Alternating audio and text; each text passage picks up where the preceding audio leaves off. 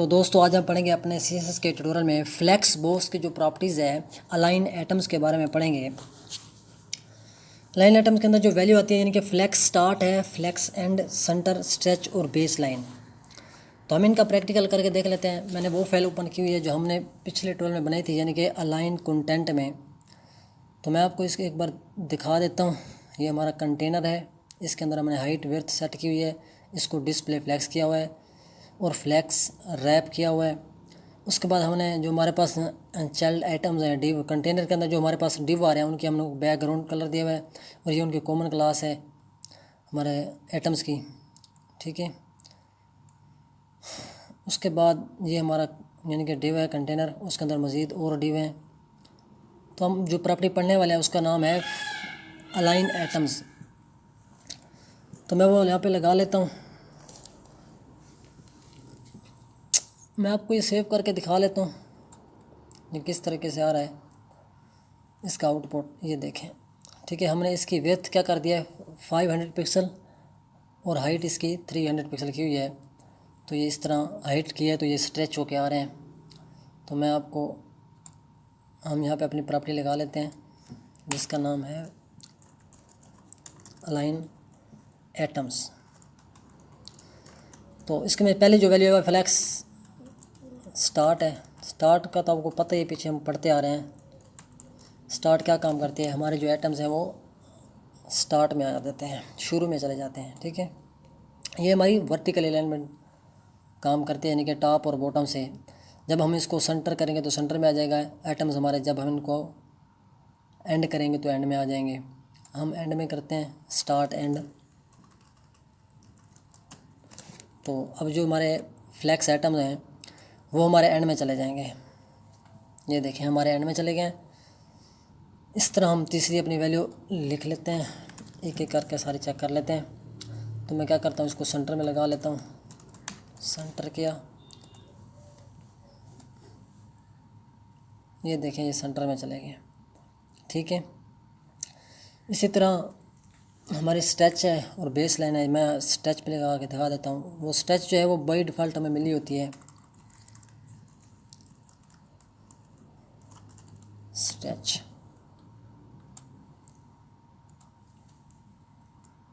ये देखें ये स्ट्रेच होके आ रहे हैं। तो मैं आपको एक चीज़ और दिखाना चाहता हूँ। मैं अगर एंड करता हूँ ना एंड, तो हम इसमें मैं आपको सेव करके दिखाता हूँ।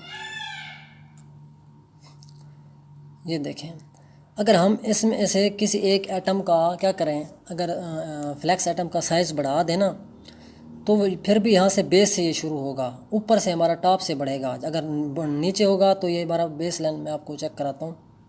मिसाल के तौर पे हम क्या करते हैं, हम इस ग्रीन वाले का ना साइज़ बढ़ा देते हैं यानी कि हाइट इसकी बढ़ा देता हूँ। अगर मैं इसकी हाइट इसकी कर देता हूँ मैं 70 पिक्सल, ठीक हो गया।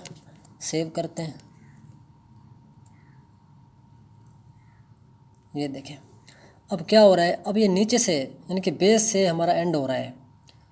तो जब हम ऊपर इसको करेंगे यानी कि अगर मैं इसको टॉप पे करता हूँ, इसको स्टार्ट में लिखता हूँ यहाँ पे फ्लेक्स स्टार्ट, तो मैं इसको लिख देता हूँ फ्लेक्स स्टार्ट। तो अब क्या होगा, ये देखें अब यहाँ से हो रहा है हमारा ना। तो इस तरह के से ये काम करता है। तो उसके बाद आता है हमारा बेस लाइन, वो भी हम पढ़ के देख लेते हैं। बेस लाइन दरअसल क्या काम करता है, ये जो हमारा फ़ॉन्ट आ रहा है ना, हमारी जो अलाइनमेंट होती है वो हमारे टेक्स्ट के बिल्कुल नीचे से शुरू होती है। यानी कि जो हमारा टेक्स्ट आ रहा है ये 1 2 3 4 5 लिखा हुआ जो हमारा टेक्स्ट आ रहा है, इसके बिल्कुल नीचे से हमारी जो अलाइनमेंट है वो वहाँ यहाँ से शुरू होती है। मैं आपको चेक कराता हूँ, इनका हम फ़ॉन्ट बढ़ा के देखेंगे तभी हमें सही पता लगेगा। मैं यहाँ पे क्या करता हूँ, इनमें से ना फ़ॉन्ट इसका बढ़ा देते हैं, इसका भी बढ़ा देते हैं। हाँ येलो का बढ़ा देता हूँ फ़ॉन्ट साइज़। येलो का नहीं बढ़ाता, हमें समझ नहीं आएगी येलो में। तो फ़ॉन्ट साइज़ में इसका कर देता हूँ कितना 30 पिक्सल, ठीक हो गया। और जो ब्लू है इसका बिल्कुल ही कम कर देते हैं। मैं इसका साइज कर देता हूँ